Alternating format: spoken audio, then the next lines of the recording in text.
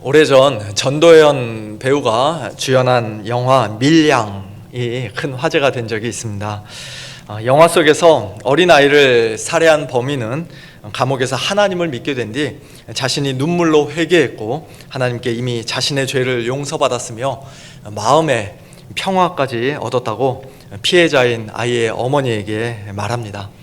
그 말을 들은 아이의 어머니는 큰 충격을 받는데요, 그녀 역시 절망 가운데 하나님을 믿게 되었고 가해자를 용서해 보려는 마음으로 어렵게 감옥을 찾아갔기 때문입니다.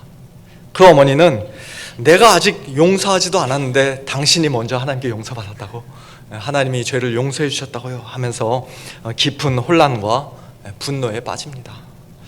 그리고 그 장면을 본 많은 관객들 역시 저렇게 큰 죄를 지은 사람도 하나님께 그토록 쉽게 용서받을 수 있단 말인가? 라는 질문을 던지며 깊은 거부감을 느꼈습니다. 사실 이것은 오늘날에도 많은 사람들이 기독교를 향해 던지는 질문이기도 합니다.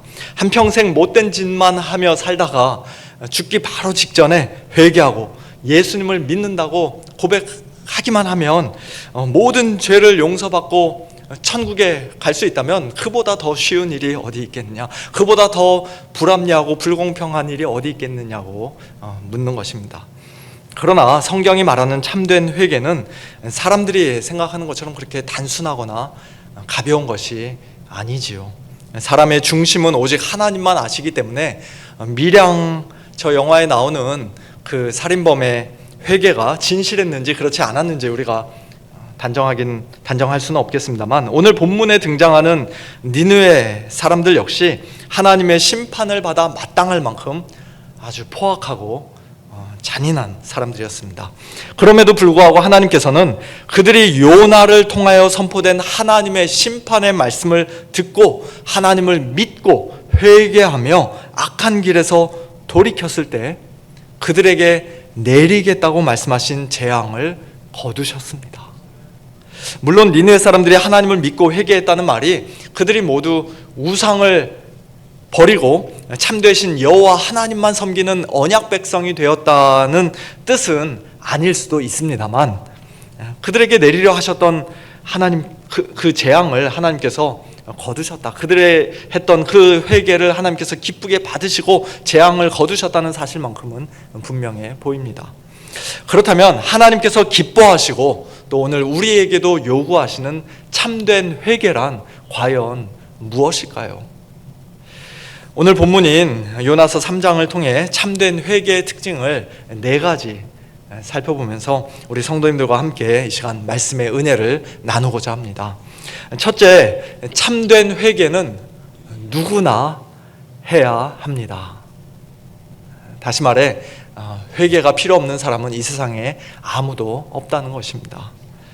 오늘 본문에서 가장 먼저 눈에 들어오는 것은 회개의 보편성입니다. 오늘 본문 5절은 니느웨 사람들이 하나님을 믿고 금식을 선포하고 높고 낮은 자를 막론하고 굵은 베옷을 입었다고 말씀합니다. 이어지는 6절부터는 그 회개가 어떻게 온 성으로 퍼져나갔는지를 더욱 자세히 보여줍니다. 니느웨 왕은 그 소식을 듣고 보좌에서 일어나 왕복을 벗고 굵은 베옷을 입고 제 위에 앉았습니다.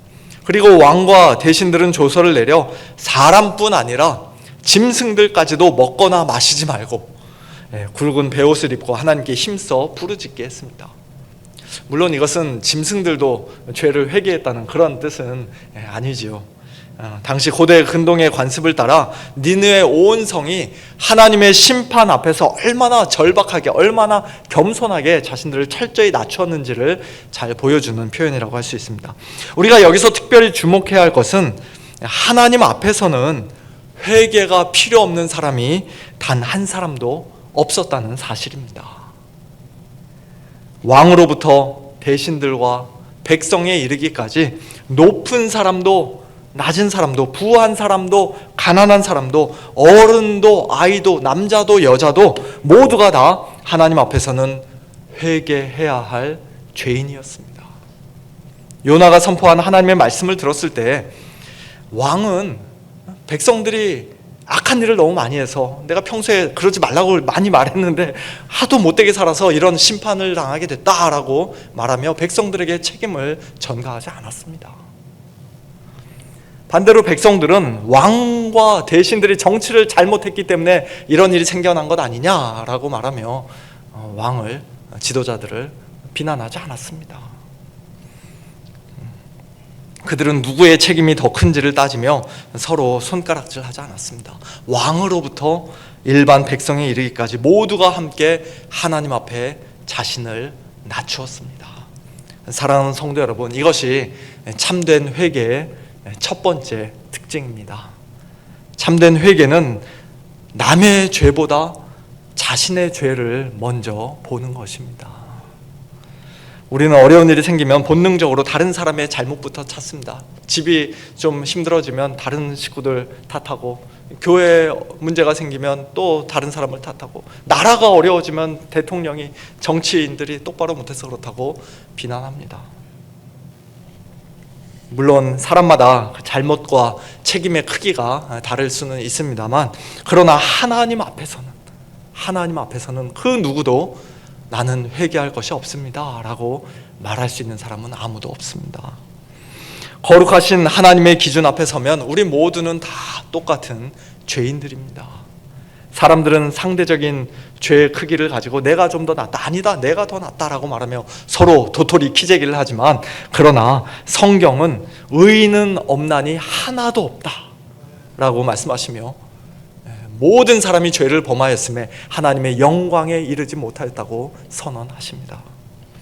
결국 우리 모두는 사람들 앞에서 공개적으로 잘못한 것이 들킨 죄인이든 아직 들키지 않은 죄인이든 그 차이만 있을 뿐이지, 하나님 앞에서는 모두가 다 똑같은 죄인들입니다.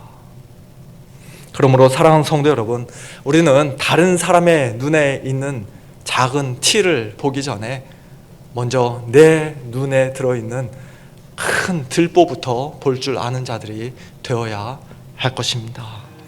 회개해야 할 사람은 당신이다 라고 남에게 손가락질하기 전에 정말 하나님 앞에서 회개할 사람은 바로 나입니다 라고 하나님 앞에 먼저 납작 엎드리는 자들이 되어야 할 것입니다.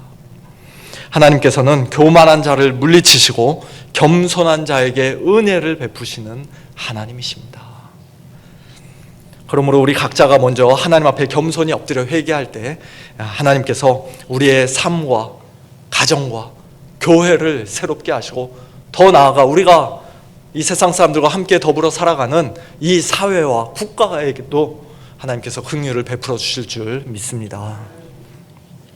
둘째, 참된 회개는 죄를 슬퍼합니다.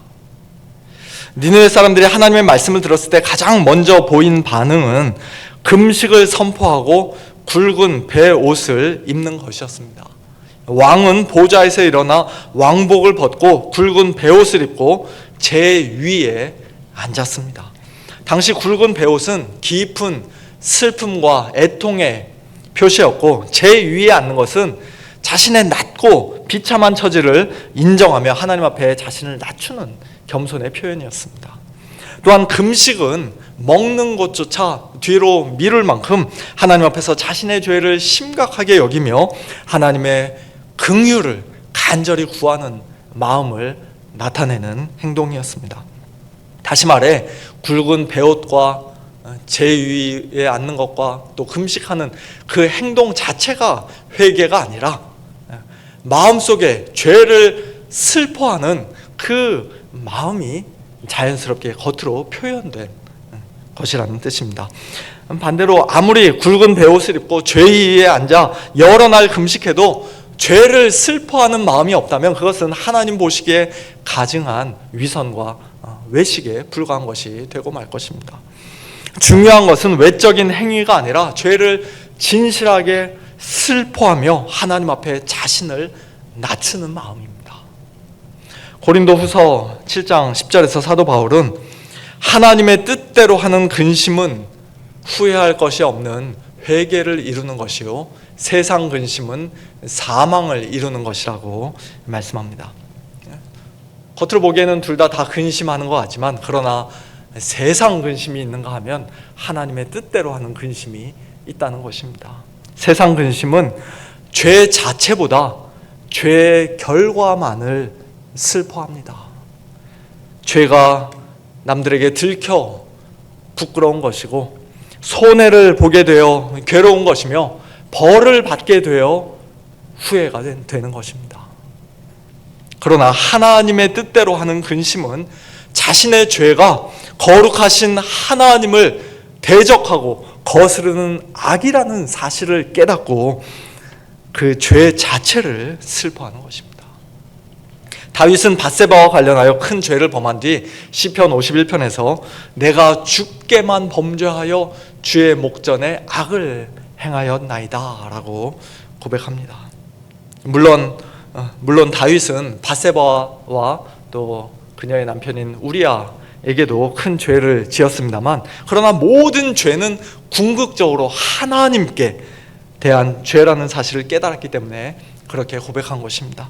다윗의 마음을 가장 괴롭게 했던 것은 그 일로 인해 자신이 왕위를 잃게 될지도 모른다는 두려움이나 자신의 부끄러운 죄가 사람들에게 알려졌다는 수치스러움이 아니라 거룩하시고 은혜로우신 하나님 앞에서 자신이 죄를 범하고 악을 행했다는 사실이었습니다. 사랑하는 성도 여러분, 오늘 우리의 회개는 과연 어떻습니까? 혹시 죄 자체보다 죄의 결과만 근심하며 슬퍼하고 있는 것은 아닙니까? 하나님 앞에서 범죄했다는 사실보다 사람들에게 들키고 또 불이익을 당하게 되었다는 그 사실 때문에 속상해하고 부끄러워하고 있는 것은 아닙니까? 참된 회개는 죄의 결과보다 하나님 앞에서 범한 죄 자체를 더 깊이 슬퍼합니다. 하나님을 사랑하기 때문에 하나님의 뜻을 거스르고 하나님의 마음을 아프시게 한 것에 대해서 애통해야 합니다. 눈물의 양이 회개의 진실성을 결정하는 것은 아니지만 죄에 대한 슬픔과 애통함은 참된 회개에서 결코 빠질 수 없는 필수적인 요소입니다. 시편 51편에서 다윗이 또 고백한 것처럼 하나님께서 구하시는 제사는 상한 심령입니다. 하나님은 상하고 통회하는 마음을 멸시하지 않으십니다. 그러므로 하나님 앞에서 우리 자신의 죄를 가볍게 여기는 것이 아니라 죄를 참으로 미워하고 슬퍼하는 마음으로 늘 하나님 앞에 겸손히 엎드리는 저와 여러분, 우리 모두가 되기를 간절히 소원합니다. 셋째, 참된 회개는 삶의 변화를 낳습니다. 오늘 본문에 기록된 니느웨 사람들의 회개는 굵은 베옷을 입고 금식하며 기도하는 것으로 끝나지 않았습니다. 니느웨 왕은 8절에서 사람이든지 짐승이든지 다 굵은 베옷을 입을 것이요 힘써 하나님께 부르짖을 것이며 각기 악한 길과 손으로 행한 강포에서 떠날 것이라고 명령했습니다. 여기서 특별히 주목해 봐야 할 표현은 떠날 것이라는 말씀입니다. 돌이키라는 것입니다. 참된 회개는 죄를 마음으로 슬퍼하는 데서 멈추지 않고 실제로 죄를 버리고 그 죄에서 돌아서는 데까지 나아갑니다. 한마디로 참된 회개에는 반드시 삶의 변화가 뒤따릅니다. 이것은 우리의 결심이나 의지만으로 만들어내는 변화가 아니라 회개하는 사람 안에서 성령께서 이루어내시는 역사입니다. 그러므로 참된 회개는 언제나 죄악된 삶에서 떠나 하나님께 순종하는 삶의 열매, 회개의 열매를 맺게 합니다. 세례 요한도 회개의 세례를 받으러 나온 사람들에게 회개에 합당한 열매를 맺으라고 외친 후 그저 막연히 착하게 살라고만 말하지 않고 그들이 구체적으로 어떻게 살아야 하는지, 무엇을 바꾸어야 하는지 가르쳐 주었습니다. 옷이든 먹을 것이든 넉넉하게 가진 사람은 없는 사람에게 나누어 주고, 세리들은 정한 것보다 더 거두지 말며, 군인들은 강탈하거나 거짓으로 고발하지 말고 받는 급료를 족한 줄로 알라고 했습니다. 직업을 바꾸라는 말이 아니라 각자의 삶의 자리에서 죄악된 삶의 방식을 버리라는 것입니다. 오늘 우리도 마찬가지입니다. 하나님께서 우리 각자가 하나님 앞에서 버려야 할 죄를 버리라고 말씀하십니다. 어떤 사람에게는 그것이 거짓말과 비방일 수도 있고, 어떤 사람에게는 미움과 용서하지 않는 마음일 수도 있으며, 또 어떤 사람에게는 탐심과 음란, 분노와 교만, 돈에 대한 집착, 자녀에 대한 집착, 또는 사람들의 인정과 칭찬만을 받고자 하는 그런 마음이 될 수도 있습니다. 사람마다 특별히 싸워야 할 죄의 모습은 다르지만 참으로 회개한 사람은 더 이상 그 죄와 더불어 예전과 똑같이 편안하게 살아갈 수 없습니다. 비록 넘어질 때가 있고 같은 죄와 똑같은 죄와 오랫동안 씨름할 때도 있지만 더 이상 그 죄를 당연한 것으로 여기지 않습니다. 오히려 죄를 미워하며 성령의 도우심을 구하여 그 죄에서 속히 떠나기를 힘씁니다. 사랑하는 성도 여러분, 이것이 참된 회개의 중요한 증거입니다. 참된 회개를 했다는 것은 그 순간부터 이제 더 이상 아무 죄를 짓지 않는 완전한 사람이 되었다는 뜻이 아닙니다. 모든 죄를 한순간에 다 끊어버렸다는 뜻도 아닙니다. 그러나 그 삶의 방향은 분명히 바뀝니다. 죄를 사랑하던 사람이 죄를 미워하기 시작하고, 죄를 즐기던 사람이 이제는 죄와 싸우기 시작합니다.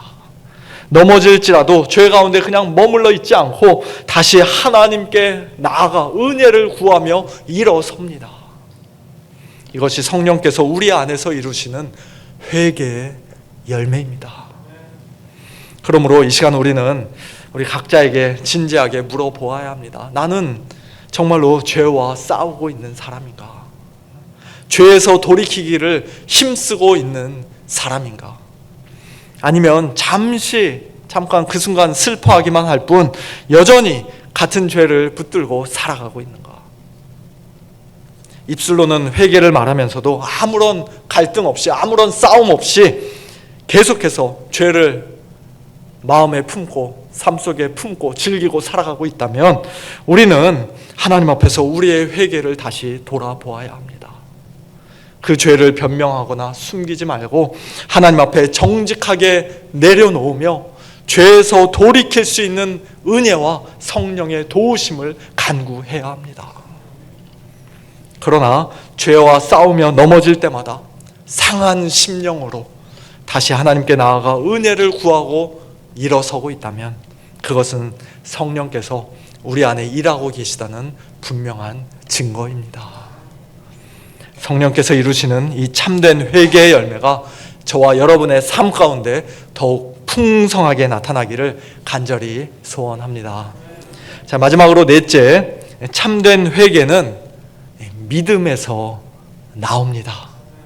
우리 생각에는 회개가 먼저 있고 그 다음에 믿음이 올 것 같습니다만, 그러나 오늘 본문 말씀을 자세히 보십시오. 니느웨 사람들은 무엇 때문에 그처럼 금식하고 굵은 베옷을 입고 제위에 앉아 하나님께 힘써 부르짖으며 악한 길에서 떠났습니까? 그들이 어떻게 그렇게 할 수 있었습니까?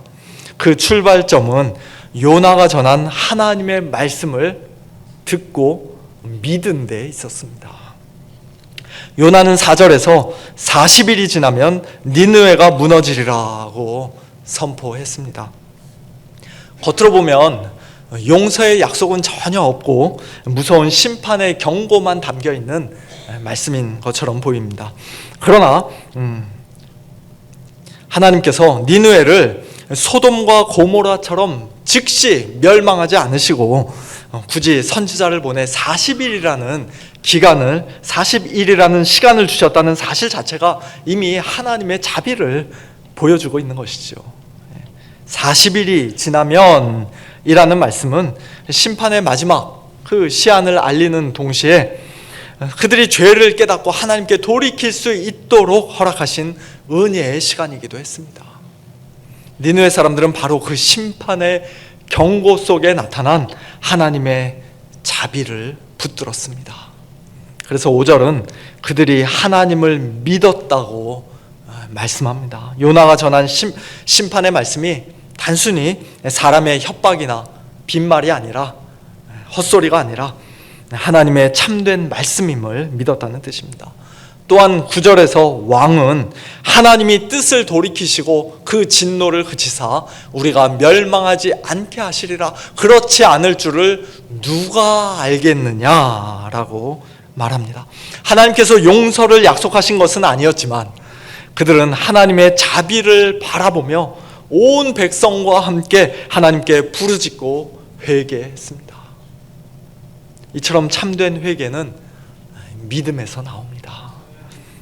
하나님의 심판을 믿지 않는 사람은 회개할 필요를 느끼지 못합니다. 왜 회개해야 하는가? 그 이유를 찾지 못합니다. 반대로 하나님께서 자비를 베푸시는 분이심을 믿지 않는 사람도 하나님께 회개하며 돌아올 수 없습니다. 자신이 용서받을 가능성이 전혀 없다고 생각한다면, 회개해봤자 오히려 자신의 죄를 더 키우기만 한다고 생각한다면 죄를 인정하고 하나님께 나아가기보다 두려움 속에서 하나님을 더욱 멀리 피하고 깊이 숨게 될 것입니다. 참된 회개는 하나님의 심판의 말씀을 진지하게 받아들이는 동시에 하나님의 자비를 믿고 하나님께로 돌아가는 것입니다. 사랑하는 성도 여러분, 그런 면에서 볼 때 오늘 저와 여러분은 니느웨 사람들보다 얼마나 더 큰 은혜를 받은 사람들입니까? 그들은 혹시 하나님께서 뜻을 돌이키실지 누가 알겠느냐라는 희미한 소망을 붙들고 회개했지만, 우리는 혹시가 아니라 하나님께서 예수 그리스도의 십자가를 통하여 반드시 용서해 주시겠다는 그 분명한 약속을 받은 사람들입니다. 요한일서 1장 9절은 이렇게 말씀합니다. 만일 우리가 우리 죄를 자백하면 그는 미쁘시고 의로우사 우리 죄를 사하시며 우리를 모든 불의에서 깨끗하게 하실 것이요. 하나님께서는 혹시 용서해 주실지도 모르는 분이 아니라 미쁘시고 의로우신 분으로서, 믿을만하고 의로우신 분으로서 예수 그리스도를 의지하여 나아오는 죄인을 반드시 용서하시겠다고 약속하셨습니다. 그러므로 우리가 하나님께 용서받는 것은 우리의 회개가 완전하기 때문이 아닙니다. 우리가 많은 눈물을 흘리고 오랫동안 금식하며 간절히 기도했기 때문도 아닙니다. 우리가 먼저 죄악된 길에서 스스로 떠났기 때문은 더더욱 아닙니다. 우리의 용서와 구원의 유일한 근거는 예수 그리스도의 십자가로 이루신 예수님의 완전한 순종입니다. 예수 그리스도의 십자가를 통해 주어지는 죄사함의 약속을 믿는 사람만이 하나님 앞에 참되게 회개할 수 있습니다. 누가복음 11장에서 예수님께서는 요나보다 더 큰 이가 여기 있다라고 예수님을 가리키시면서 말씀하셨는데요. 니느웨 사람들이 요나가 선포한 심판의 경고를 듣고도 회개하였다면 요나보다 더 크신 예수 그리스도의 복음을 듣고도 회개하지 않는 자들은 마지막 날 가장 크고 무서운 심판을 받게 될 것입니다. 그러나 반대로 예수 그리스도의 십자가를 통하여 하나님의 크신 사랑과 죄사함의 약속을 분명히 알고 참되게 믿는 성도들은, 오늘 저와 여러분은 옛날 니느웨 사람들보다 얼마나 더 담대하게, 얼마나 더 진실하게, 얼마나 더 감사함으로 하나님께 회개해야 마땅하겠습니까? 그러므로 사랑하는 성도 여러분, 하나님 앞에서 죄를 숨기거나 변명하지 말고 오직 예수 그리스도의 십자가를 의지하며 미쁘시고 의로우신 하나님의 약속을 믿고 담대히 하나님 앞으로 나아가시길 바랍니다. 하나님께서는 회개하며 믿음으로 나오는 죄인들을 반드시 용서하시고 모든 불의에서 깨끗하게 하시는 분이십니다. 이제 말씀을 맺겠습니다. 구원파라고 불리는 이단은 예수님을 믿을 때 한 번 회개함으로 우리의 모든 죄가 이미 깨끗이 씻겨졌는데 왜 예수님을 믿은 뒤에도 계속해서 죄를 회개하냐고 묻습니다. 계속 회개하는 것은 우리 죄를 단번에 씻어주신 예수님의 십자가의 보혈을 온전히 믿지 못하는 불신앙이라고 이야기합니다. 그럴듯하게 들립니까? 많은 사람들이 그 말에 미혹이 돼서 넘어갔습니다만, 그러나 그것은 성경이 가르치는 참된 회개를 바르게 이해하지 못한 것입니다. 예수님의 보혈이 우리의 모든 죄를 완전하게 씻으셨다는 사실과 그리스도인이 날마다 자신의 죄를 자백하며 회개해야 한다는 사실은 서로 모순되지 않습니다. 충돌하지 않습니다. 오히려 우리는 예수 그리스도께서 십자가에서 우리의 죄를 완전히 씻으셨다는 사실을 분명히 믿고 확신하기 때문에 죄를 숨기거나 변명하지 않고 담대히 하나님께 나아가 날마다 회개할 수 있는 것입니다. 16세기 종교개혁은 독일의 마틴 루터가 당시 로마 가톨릭 교회의 잘못을 비판하고 지적하는 그 95개 조항에서 시작되었다고 할 수 있는데요. 그 95개 내용 중에서 첫 번째 조항은 이렇게 되어 있습니다. 우리의 주님이시며 스승이신 예수 그리스도께서 회개하라고 말씀하셨을 때 그 뜻은 신자의 전 생애가 회개하는 삶이 되는 것이었다. 우리의 회개는 처음 예수님을 믿을 때 한 번 하고 끝내버리는 일회성 이벤트가 아니라 평생 하나님 앞에서 날마다 자신을 살피고 죄를 자백하며 그리스도의 은혜를 의지하여 죄에서 돌이키는 삶의 방식이라는 것입니다. 그렇습니다. 회개는 우리가 이 땅에 사는 날 동안 날마다 계속 되어야 합니다. 회개를 등한히 하면 하나님과의 친밀한 교제는 점점 메말라가고 그리스도인의 성화는 더디게 됩니다. 예수님을 닮아가는 그 모습이 우리의 삶 가운데 잘 나타나지 않게 됩니다. 오늘날 많은 사람들은 회개라는 말을 부담스럽게 생각합니다. 위로와 격려와 축복의 말씀은 듣고 싶어 하지만 자신의 죄를 인정하고 돌이키라는 말씀은 별로 듣고 싶어 하지 않습니다. 너무 바쁘다는 이유로 또는 셀폰과 인터넷에 사로잡혀서 붙들려서 하나님 앞에서 자신을 돌아보는 시간도 점점 잃어갑니다. 회개하지 않고 살아도 별 문제 없는 것처럼 느끼기도 합니다. 여지껏 아무 일도 없었는데 뭐 굳이 회개해야 하는가? 그러나 회개하지 않는 것은 우리의 삶 속에 깊숙이 퍼져 있는 죄의 그 영향력을 너무 가볍게 생각하는 무지입니다. 하나님의 용서하시는 은혜를 날마다 의지하지 않고도 자신의 힘과 의로움으로 얼마든지 살아갈 수 있다고 말하는 교만입니다. 또한 죄를 자백하는 자를 용서해 주시겠다고 약속하시고 독생자를 십자가에 내어주시기까지 우리를 사랑하신 하나님의 그 자비하심을 온전히 신뢰하지 못하는 불신앙이기도 합니다.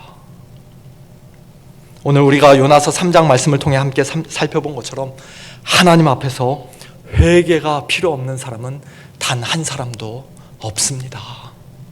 참된 회개는 하나님 앞에서 자신의 죄를 진심으로 슬퍼하는 것이며 죄악된 길에서 돌이키는 변화된 삶의 열매를 맺는 것입니다.